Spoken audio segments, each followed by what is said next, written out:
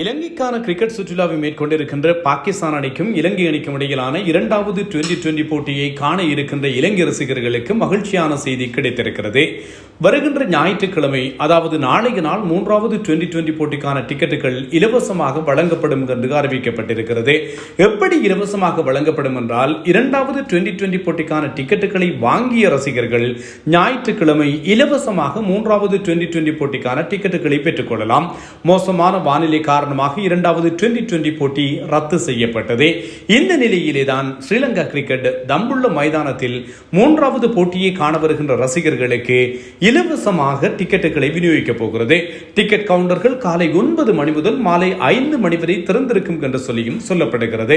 நாளை மாலை 7 மணிக்கு மூன்றாவதும் இறுதியுமான டுவெண்டி போட்டி நடைபெறவுள்ளது. முதலாவது போட்டியில் பாகிஸ்தான் வெற்றி பெற்று தொடரில் முன்னிலையில் காணப்படுகிறது.